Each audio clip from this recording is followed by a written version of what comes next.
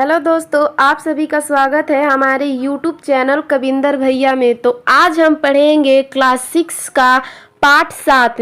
ठीक है, पाठ का हमारा नाम है एकलव्य।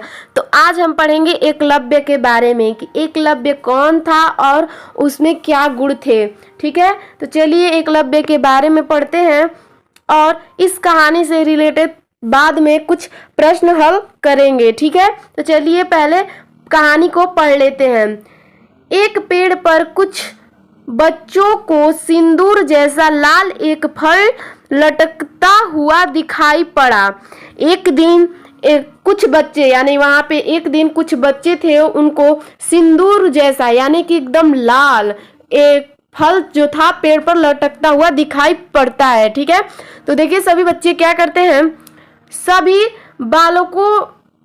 बालक उसे पाने के लिए चेष्टा करने लगे, किंतु फल इतना ऊंचाई पर था कि किसी प्रकार हाथ नहीं लगा। ठीक है, किसी प्रकार हाथ नहीं लगा। उन्हीं में से एक बालक बोला, तुम लोग व्यर्थ क्यों समय बर्बाद कर रहे हो? तीर तो हाथ में है, क्यों नहीं गिरा लेते? बात करते ही तीरों की बौछार होने लगी। जब वो बात कर ही रहे थे कि सभी बच्चे तीर मारने लगे, बौछार करने लगे। ठीक है, किसी का भी तीर फल पर नहीं लगा। जब वो बच्चे तीर मार रहे थे तो किसी भी बच्चे का तीर उस फल पर नहीं लगा। पेड़ में भी तीरों का समूह घुसकर लटकने लगा। ठीक है, और जो बच्चों का जो तीर था वो पेड़ों पर भी लगकर उसमें लटकने लगा। यानी ये बोल रहा है कि बच्चों ने तीर तो मारा लेकिन पेड़ पर लगा, ना कि फल पर लगा। फल पर वो नहीं मार पाए कोई भी बच्चा। ठीक है, वह बालक खड़ा खड़ा सारा तमाशा देख रहा था। जो बालक यह योजना दिया कि तुम लोगों के हाथ में तो तीर है ही, मार लो उसी से, तो वही बालक वहां खड़ा खड़ा सब तमाशा देख रहा था। अंत में उस बालक ने एक तीर तानकर चलाया। बाद में वह बालक जो था तीर तानकर चलाया और पका फल टप से जमीन पर गिर पड़ा, और जो लाल सिंदूर जैसा दिखने वाला लाल फल था वो टप से जमीन पर गिर गया। इससे टोली में उसकी धाक जम गई। धाक मतलब इज्जत बन गई। ठीक है बच्चों, आप जानते हैं कि वह बालक कौन है?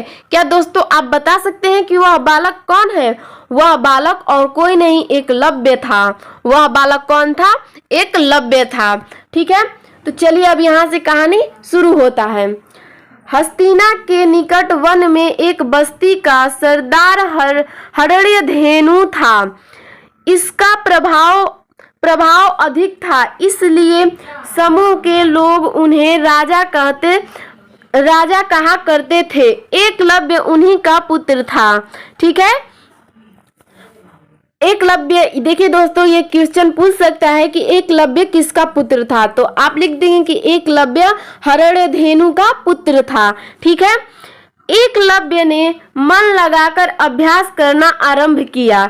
ठीक है, दिन भर जंगल में सूक्ष्म निशानों पर तीर चलाने का अभ्यास किया करता था, और कुछ दिनों बाद तीर चलाने में उसका बराबरी करने वाला हस्तिनापुर के आसपास कोई रह नहीं गया। यानी कि ये बोल रहा है कि दिन भर जंगल में ये जाकर तीर चलाना सीख रहा था, और उसने इतना सीख लिया था अच्छी तरह से कि हस्तिनापुर जो गांव था उसके आसपास कोई भी तीर चलाने वाला वैसा नहीं था।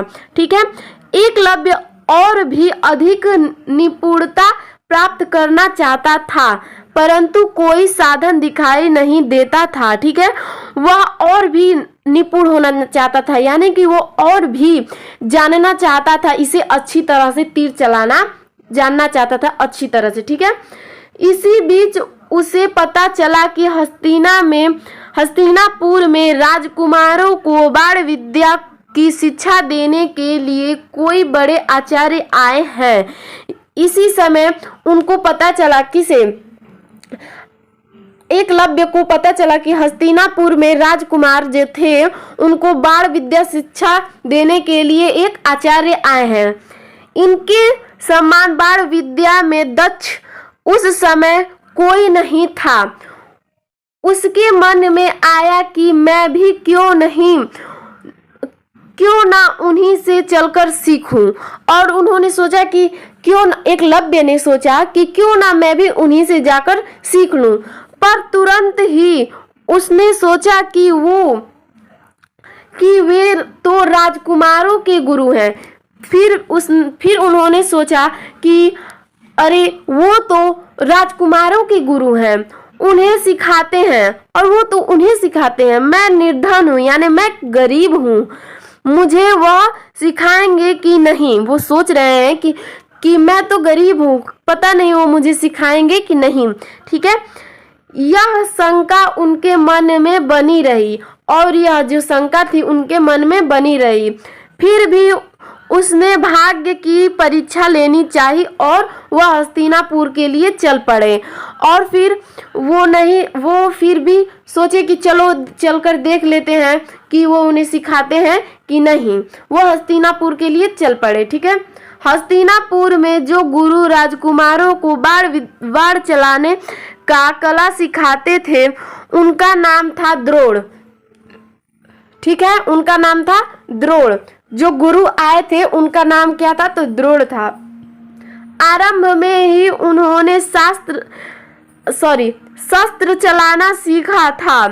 ठीक है, शुरू में ही उन्होंने शस्त्र चलाना सीखा था और वे बाण विद्या के आचार्य थे। ठीक है, और वो बाण विद्या आचार्य थे, इसलिए उनका नाम द्रोणाचार्य हो गया, और इन्हीं गुणों को देखकर उनका नाम द्रोणाचार्य हो गया। ठीक है, कहा जाता है इनके जैसा बाण चलाने वाला कोई नहीं था। ठीक है, वे हस्तिनापुर के राजकुमार दुर्योधन, युधिष्ठिर, भीम, अर्जुन, नकुल, सहदेव आदि को बाण विद्या सिखाते थे। ठीक है, उन्हीं के साथ साथ और भी दूसरे स्थानों के राजकुमार आचार्य की ख्याति सुनकर धनु विद्या सीखने हस्तिनापुर आकर उनके शिष्य बन गए थे। ठीक है, और जो ये थे सभी राजकुमार, बल्कि ये भी नहीं और दूसरे स्थान के भी राजकुमार आकर इनसे विद्या सीखते थे। ठीक है, तो चलिए आगे देखते हैं क्या होता है। तो दोपहर के समय कुरु तथा पांडु वंश के राजकुमार और अन्य प्रांतों के राजकुमार बाण चलाने का अभ्यास कर रहे थे। ठीक है, रणभूमि के भीतर जाने का साहस न होने के कारण एकलव्य वहीं पहुंचने के बाद खड़ा राजकुमारों का अभ्यास देखने लगा।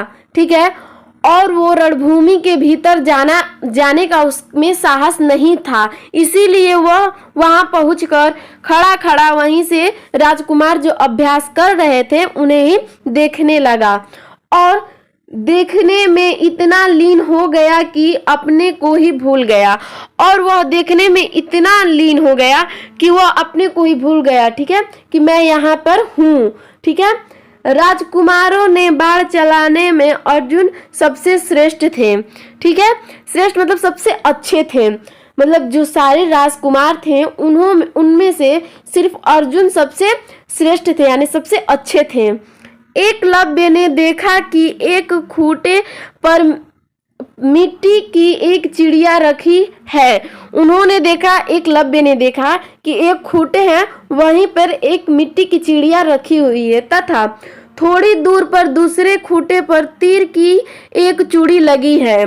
ठीक है, तीर की एक चूड़ी लगी है। निश्चित दूरी से इस प्रकार तीर चलाना है कि वह चूड़ी के भीतर होता हुआ चिड़िया के आंख भेद दे।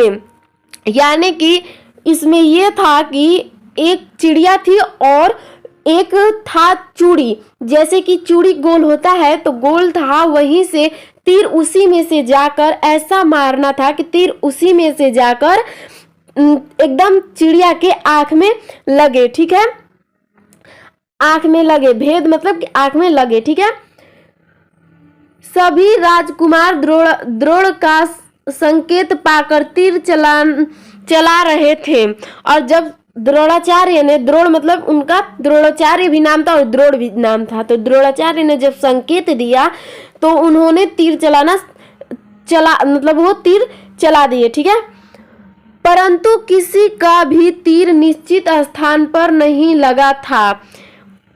ठीक है, इधर राजकुमार अपने अभ्यास में इतना लीन थे कि उन्होंने एकलव्य को नहीं देखा, और जो सभी राजकुमार थे वो भी अपना एक काम जो कर रहे थे, तीर चला रहे थे, वो भी बहुत लीन थे, इसीलिए उन्होंने एकलव्य को नहीं देखा।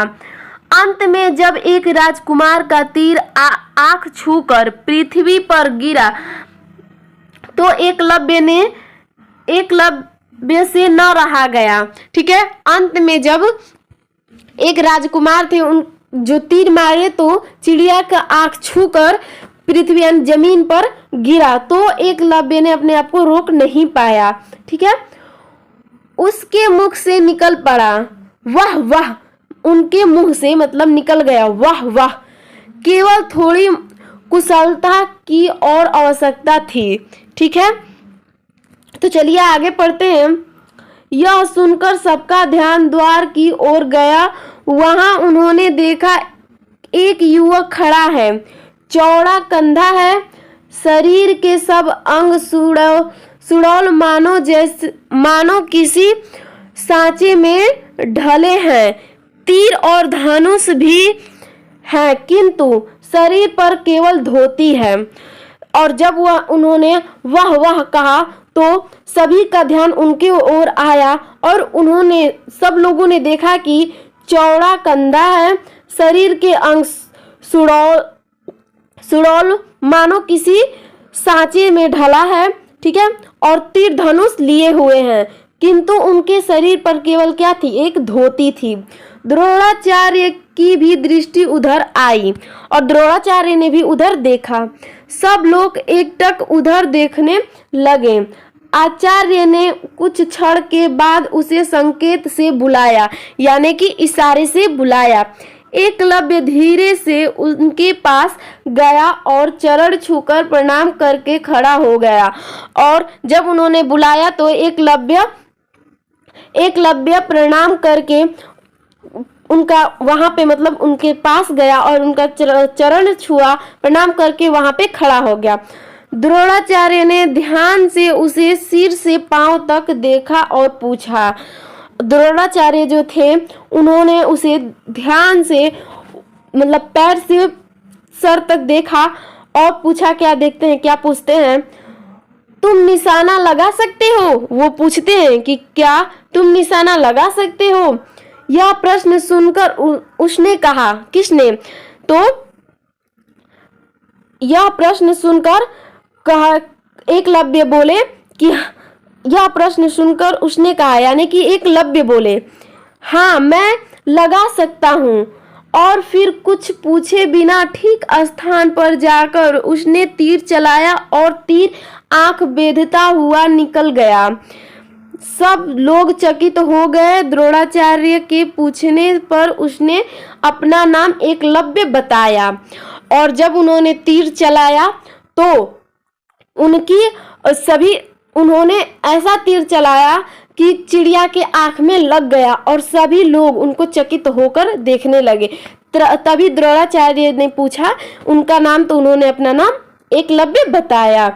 द्रोणाचार्य इस बालक के कौशल से प्रसन्न हुए और वह खुश हो गए। द्रोणाचार्य परिचय पूछने के बाद आने का कारण पूछा।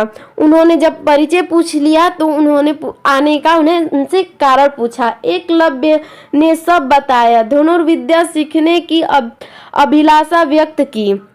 द्रोणाचार्य ने इस विषय में अपनी विविधता व्यक्त की। एकलव्य की सारी आशाएं क्षण भर में नष्ट हो गई। बड़ी निराशा और दुख भरे स्वर में उसने कहा, मैं तो आपको गुरु मान चुका हूँ। इतना कहकर उसने चरण छूकर वह चला गया। उनके चरण छूकर वह चला गया। यानी कि एकलव्य ने उनको द्रोणाचार्य को अपना गुरु मान लिया है, ठीक है। और वहां से वह उनकी चरण छूकर चला गया, ठीक है। जंगल में एक स्वच्छ स्थान पर उसने द्रोणाचार्य की मिट्टी की मूर्ति बनाकर स्थापित की, ठीक है। वह प्रातः काल और संध्या समय उसकी पूजा करता और दिन भर बाण चलाने की अभ्यास करता। देखिए दोस्तों, यहाँ पे एकलव्य ने इनकी मूर्ति बनाई है, मिट्टी की मूर्ति देख सकते हैं। ये मिट्टी की मूर्ति बना रहे हैं, ये द्रोणाचार्य और ये एकलव्य हैं, ठीक है। देखिए एकलव्य द्रोणाचार्य की मूर्ति बना रहे हैं। और देखिए यहाँ पे लिखा है प्रातः काल यानी कि सुबह के समय और संध्या समय यानी कि शाम के समय उनकी पूजा करते। ये एकलव्य है और ये द्रोणाचार्य हैं, ठीक है। ये उनकी सुबह और शाम दोनों पूजा करते, ठीक है। और वहीं पे बाण विद्या सीखते। बहुत दिन के बाद जब राजकुमार बाण विद्या से निपुण हो गए तब सब लोग जंगल में शिकार खेलने आए, ठीक है। चाहे शिकार करने आए तो बहुत दिन हो गए। तो जब राजकुमार की बाण विद्या पूरी हो गई तो सब लोग जंगल में और शिकार करने के लिए आए हैं। तो चलिए देखते आगे क्या होता है। घोड़े पर ये लोग एक हिरण का पीछा कर रहे थे कि अचानक बाणों की वर्षा हुई और जो जहां था वहीं रह गया। राजकुमार घोड़े से उतरे। उन्होंने देखा कि घोड़े के पैर के चारों ओर बाण पृथ्वी से घुसे हैं। जैसे उन्होंने हिरण की शिकार करने चाहा तो जैसे कि बाणों की वर्षा होने लगी और घोड़ों के चारों ओर जो बाण थे वो पृथ्वी में मतलब कि धरती में घुसे थे, ठीक है। घोड़े चल नहीं सकते, ऐसा घुसा था कि घोड़े चल नहीं सकते। आगे बढ़ने पर जटाधारी एक युवक मिला जो एक मूर्ति के सम्मुख बैठा था। जब वो आगे बढ़े तो एक युवक मिला जिनके सिर पर जटा बंधी हुई थी। वो एक मूर्ति के सम्मुख मतलब सामने बैठे थे, ठीक है। राजकुमारों ने पूछा, श्रीमान आपने धनुष विद्या कहाँ से सीखा? एकलव्य ने कहा, आप मूर्ति नहीं पहचानते, यह द्रोणाचार्य की मूर्ति है, यही बाण विद्या के हमारे गुरु हैं, ठीक है। जब राजकुमारों ने पूछा तो एकलव्य ने बताया कि यह मूर्ति तो द्रोणाचार्य का है, इन्होंने ही मुझे बाण विद्या सिखाई है, ठीक है। इन्होंने ही मुझे बाण विद्या सिखाई है। राजकुमारों को बड़ा आश्चर्य हुआ क्योंकि द्रोणाचार्य उनसे कहा था कि तुम लोगों के अतिरिक्त हम किसी को बाण विद्या नहीं सिखाते। अब ये बात सुनकर राजकुमार थोड़े से आश्चर्य में हुए क्योंकि द्रोणाचार्य ने तो ये कहा था कि तुम लोगों को छोड़कर मैं किसी को बाण विद्या नहीं सिखाता। लौटकर उन्होंने सारी कथा आचार्य को सुनाई। यानी कि जब वो वापस आए तो उन्होंने सारी बात आचार्य को बताया। अर्जुन बहुत दुखी हुए और अर्जुन बहुत दुखी हुए क्योंकि वे समझते थे कि मेरे सामने बाण विद्या चलाने वाला कोई नहीं है। द्रोणाचार्य ने उन्हें समझाया बुझाया और सबको लेकर उस युवक से मिलने गए, ठीक है। जब यह बात अर्जुन को पता चली तो वो बहुत दुखी हुए और उस अर्जुन को द्रोणाचार्य ने समझाया बुझाया और उस युवक से मिलने के लिए चले गए, ठीक है। एकलव्य ने द्रोणाचार्य को देखा और भक्ति तथा श्रद्धा से उनके चरणों पर गिर गया। जब एकलव्य ने द्रोणाचार्य को देखा तो उनके भक्ति और श्रद्धा से उनके चरणों में गिर गया। ठीक है, उसने कहा, किसने कहा? तो एकलव्य ने कहा। ठीक है, एकलव्य ने कहा, आप मुझे नहीं पहचानेंगे, मैं वही एकलव्य हूँ जिसे आपने शिक्षा देना स्वीकार नहीं किया था। ठीक है, वह बोलते हैं, एकलव्य बोलते हैं कि आप मुझे नहीं पहचानेंगे, मैं वही एकलव्य हूँ जिसे आपने शिक्षा देने से स्वीकार नहीं किया था। ठीक है, शिक्षा नहीं दिया था, आपको तो मैंने गुरु मान लिया था। यह आपकी प्रतिमा है, आपकी कृपा से मैंने आज बाढ़ चलाने में सफलता प्राप्त कर ली है। ठीक है, सफलता प्राप्त कर ली है।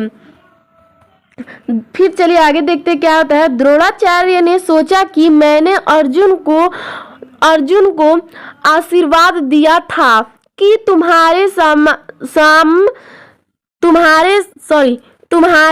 समान संसार में तीर चलाने वाला दूसरा कोई नहीं होगा।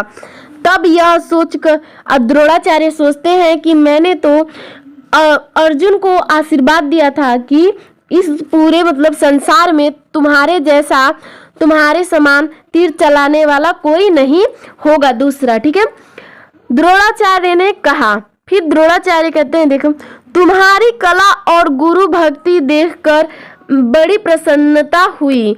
वह बोले, द्रोणाचार्य कि तुम्हारी गुरु भक्ति देखकर मुझे बहुत खुशी हुई, अब हमें गुरु दक्षिणा दो। और वो बोले कि अब हमें गुरु दक्षिणा दो। एकलव्य ने कहा, आज्ञा दीजिए गुरुवर। जब वह दक्षिणा मांगते हैं तो एकलव्य ने कहा कि आज्ञा दीजिए गुरुवर। द्रोणाचार्य ने कहा, यानी द्रोणाचार्य फिर बोले, मुझे कुछ नहीं चाहिए, केवल अपने दाहिने हाथ का अंगूठा दे दो। जैसे कि बोले कि मुझे कुछ नहीं चाहिए, तुम मुझे अपने दाहिने हाथ का अंगूठा दे दो। एकलव्य बोले, यह तो आपने कुछ नहीं मांगा, लीजिए।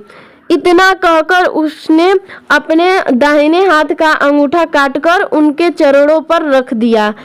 देखिए दोस्तों, यहाँ पे एकलव्य ने अपने गुरु की आज्ञा कैसे मानी है कि उन्होंने, जब गुरु ने एकलव्य की दाहिनी अंगूठा मांग लिया है, दाहिनी हाथ का अंगूठा मांग लिया है, तो उन्होंने कैसे तुरंत, एकलव्य ने कैसे तुरंत अपने अंगूठा काट कर दे दिया है। ठीक है, तो देखिए, सच है, श्रद्धाए लाभते ज्ञानम, मतलब इसका अर्थ है कि श्रद्धा से ज्ञान की प्राप्ति होती है।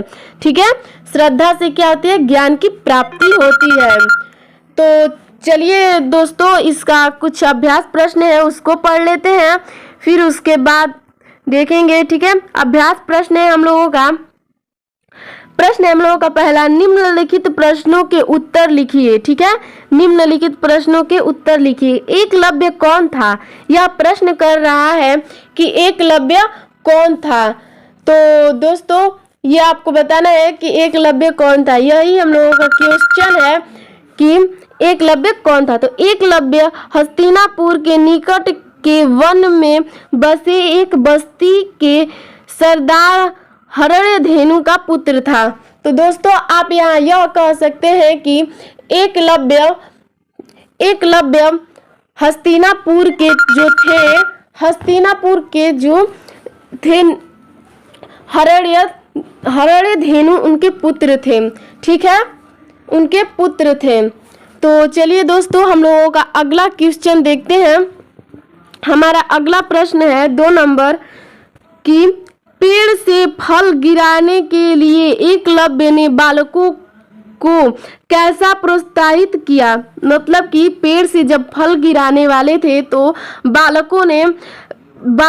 एकलव्य ने बालकों को कैसा प्रोत्साहित किया, कैसे उनको मतलब कहा, क्या कहा, देखते हैं। उत्तर है हम लोगों का कि पेड़ से फल गिराने के लिए एकलव्य ने तीर चलाने की बात कहकर बालकों को प्रोत्साहित किया। ठीक है, प्रोत्साहित किया। तो चलिए दोस्तों हम लोग अगला प्रश्न देखते हैं, ग नंबर। ठीक है, द्रोण ने एकलव्य को अपना शिष्य बनाने से इनकार क्यों कर दिया। ठीक है, यहाँ द्रोण या द्रोणाचार्य कुछ भी आप कह सकते हैं। ठीक है, तो चलिए इसका उत्तर देखते हैं। उत्तर है कि द्रोण ने एकलव्य को अपना शिष्य बनाने से इनकार इसलिए कर दिया क्योंकि वे राजकुमारों के अतिरिक्त किसी भी बाण विद्या नहीं, मतलब किसी को भी बाण विद्या नहीं सिखाते थे। इसका कहने का यह मतलब है कि जो द्रोणाचार्य थे वो केवल राजकुमारों को ही शिक्षा देते थे। ठीक है, शिक्षा देते थे। चलिए हम लोगों का घ नंबर देखते हैं। एकलव्य ने बाण विद्या सीखने का क्या उपाय किया। ठीक है, एकलव्य जो थे उन्होंने बाण विद्या सीखने का क्या उपाय किया। तो उत्तर देखते हैं हम लोगों का। उत्तर है एकलव्य ने बाण विद्या सीखने के लिए द्रोणाचार्य को गुरु मानकर मिट्टी की उनकी मूर्ति के सामने दिन भर अभ्यास करने का उपाय किया। उन्होंने सोचा कि उन्होंने तो पहले ही द्रोणाचार्य को अपना गुरु मान लिया था, तो उन्होंने उनकी द्रोणाचार्य की मूर्ति बनाई और उनके सामने ही उन्होंने अभ्यास करना शुरू किया। ठीक है, तो चलिए हम लोगों का प्रश्न दूसरा देखते हैं। ठीक है, प्रश्न दूसरा है रिक्त स्थानों की पूर्ति कीजिए। ठीक है, पूर्ति करना है हम लोगों को। ठीक है, तो हम लोगों का प्रश्न, ठीक है, तो देखिए यहाँ पे हम लोगों को देखिए यहाँ देखिए देख सकते हैं आप लोग कि यहाँ पे और यहाँ पे रिक्त स्थान है। ठीक है, तो पहले हम लोग इस प्रश्न को पढ़ेंगे, फिर उसके बाद इसका मैं आपको उत्तर बताऊंगी। ठीक है, तो देखिए दोस्तों क नंबर है द्रोणाचार्य के सामने बाण विद्या में कोई खाली स्थान नहीं था। ठीक है, ये क्वेश्चन ऐसे है कि द्रोणाचार्य के सामने बाण विद्या में कोई मतलब यहाँ रिक्त स्थान नहीं था, तो दूसरा यहाँ भरा जाएगा दूसरा। ठीक है, तो चलिए अगला देखते हैं। ख नंबर है द्रोणाचार्य रिक्त स्थान को बाण विद्या सिखाते थे। यानी कि ये प्रश्न कर देगा कि द्रोणाचार्य मतलब किसको बाण विद्या सिखाते थे, तो आप कर देंगे यहाँ पे। देखिए हस्तिनापुर के राजकुमारों को बाण विद्या सिखाते थे। ठीक है, ग नंबर है हम लोगों का एकलव्य ने धनुर्विद्या सिखाने की खाली स्थान व्यक्त की, यानी कि अभिलाषा, यहाँ पे अभिलाषा भरा जाएगा। ठीक है, वैसे ही हम लोग का घ नंबर है एकलव्य ने गुरु दक्षिणा में एकलव्य से मतलब क्या मांगा था। ठीक है, एकलव्य ने गुरु दक्षिणा में खाली स्थान काटकर गुरु के चरणों में पर रख दिया। यानी कि ये पूछ रहा है कि एकलव्य ने क्या मतलब वो क्या चीज था जो उन्होंने उसे काट कर गुरु के चरणों में रख दिया, तो वह दाहिनी हाथ का अंगूठा था। ठीक है, वह दाहिनी हाथ का अंगूठा था। चलिए 3 नंबर प्रश्न है सही कथन के सामने सही का और गलत कथन के सामने गलत का निशान लगाइए। ठीक है, निशान लगाकर।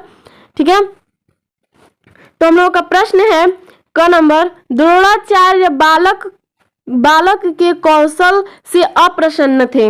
नहीं दोस्तों, यह कौशल से अप्रसन्न नहीं बल्कि प्रसन्न थे, तो यह हम लोगों का यह गलत कह रहा है, इसीलिए यह गलत हो जाएगा। अगर इसी स्थान पर अगर वो बोलते कि प्रसन्न थे, ठीक है, अगर इसी स्थान पर वो बोलते कि द्रोणाचार्य बालक के कौशल से प्रसन्न हुए, तो यहाँ पे हम लोग सही करते, लेकिन यह बोल दिया है कि द्रोणाचार्य बालक के कौशल से अप्रसन्न थे, इसीलिए यह गलत हो जाएगा। ठीक है, चलिए 2 नंबर प्रश्न देखते हैं। ख नंबर हम लोग का प्रश्न है कि एकलव्य ने कहा मैं आपको गुरु मान चुका हूँ। यह सही बोल रहा है, एकलव्य ने कहा था कि मैं आपको गुरु मान चुका हूँ। ठीक है, तो यह हम लोगों का सही हो जाएगा।